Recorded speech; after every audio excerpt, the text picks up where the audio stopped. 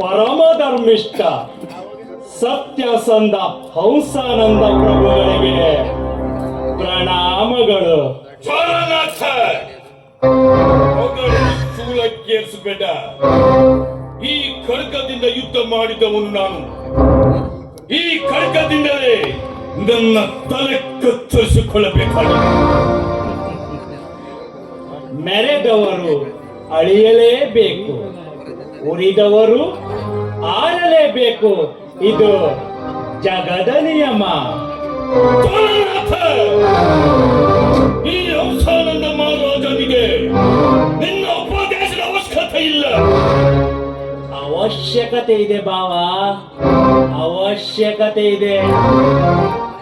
ವಾಂಚಿತಾಪುರದ ಮೇಲೆ ನಿನಗೆಷ್ಟು ಅಧಿಕಾರವಿದೆಯೋ ಅಷ್ಟೇ ಅಧಿಕಾರ ನನ್ನ ಸಹೋದರಿ ನೀಲಗಂಗಳಿಗೂ ಇದೆ ಎನ್ನುವುದು ಗೊತ್ತಿರಬೇಕಲ್ಲ ಬಾವ. ಜ್ವಾಲನಾಥ, ವೈಖರಿ ನೋಡಿದ್ರೆ ಹೆಣ್ಣು ಹೊನ್ನು ಮಣ್ಣಿನ ದಾಹ ನಿನಗೂ ಇನ್ನು ಬಿಟ್ಟಿಲ್ಲ. ದಾಹ ಅಲ್ಲ ಬಾವ, ಮೋಹ. ನೀನು ಸಾಧಕ, ನಾನು ಸಮಯ ಸಾಧಕ. ಸಮಯ ಸಾಧಕರಿಗೆ ನಾನು ಉತ್ತರ ನೀಡುವುದಿಲ್ಲ. ಈ ರಂಗ ಉತ್ತರ ನೀಡುತ್ತದೆ. ಬಾವ, ಸರ್ಪಕಾಯ ಮಾತ್ರ ನಿನ್ನ ಶತ್ರು ಅಂತ ನೀನು ತಿಳಿದಿರುವೆ. ಆದರೆ ಈ ಜ್ವಾಲನಾಥನು ನಿನ್ನೊಳಗೆ ಶತ್ರು ಇದ್ದಾನೆ ಅಂತ ನಿನಗೆ ಗೊತ್ತಿಲ್ಲ ಬಾವ, ನಿನಗೆ ಗೊತ್ತಿಲ್ಲ.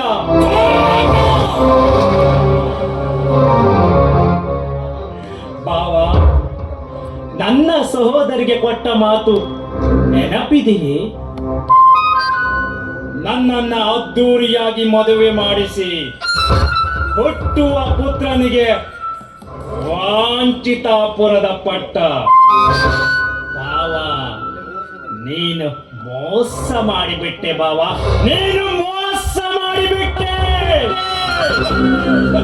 ಶಿವ ಒಲಿದರೆ ನಿನಗೂ ಸಿಗಬಹುದು ಸಿಂಹಾಸನದ ಪಟ್ಟ. ಶಿವ ಕೊಡುತ್ತಾನಂತ ಕೈ ಚಾಚಿ ನಿಲ್ಲುವ ಭಿಕ್ಷುಕರಲ್ಲ. ಸರ್ಪಕಾಯ ಹಾಗೂ ಜ್ವಾಲನಾಥ ಸೇರಿ ನಡೆಸಿದ್ದೇವೆ ನಿನ್ನೊಂದಿಗೆ ಅಧರ್ಮದ ಯುದ್ಧ. ವಂಚಿತಪುರದ ಅನ್ನ ತಿಂದು ವಂಚಿತಪುರದ ರಾಜನೊಡನೆ ಅಧರ್ಮ ಯುದ್ಧ. ಎಂತಹದವ ನೀನು? ಇನ್ನು ಮುಂದೆ ತೆರೆದುಕೊಳ್ಳಲಿದೆ ನಿನ್ನ ಅವನತಿಯ ಒಂದೊಂದು ಅಂಕ.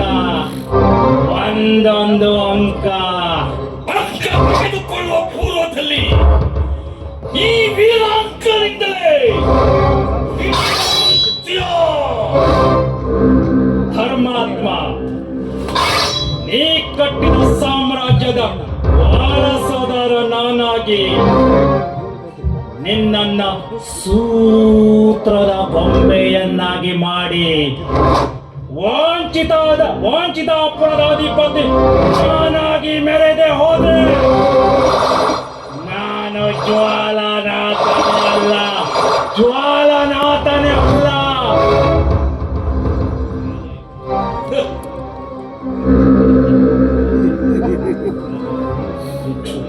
ವಾಂಚಿತಪುರದ ರಾಜನಾಗಿ ಮೆರೆಯುತ್ತೀಯ.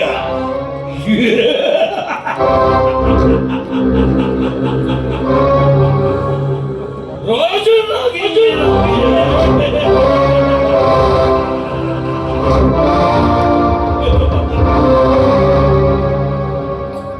ಜ್ವಾಲನಾಥ ಎಂಬ ತಿರುಕನ ಭ್ರಮೆಗಳು.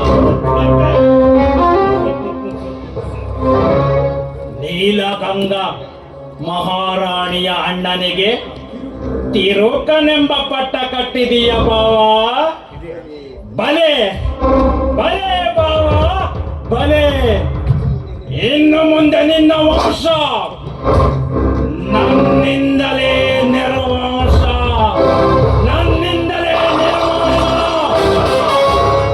ಇವನು ಯಾರು? ಜ್ವಾಲನಾಥ.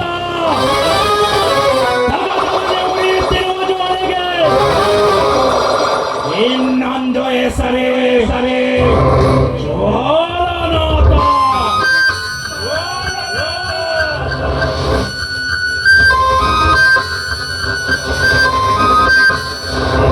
ನಾಥಮ್ಮ,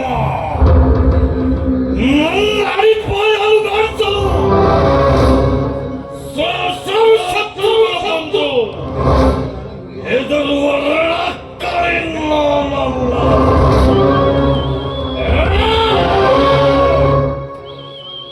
ನಾನು ಯಾರು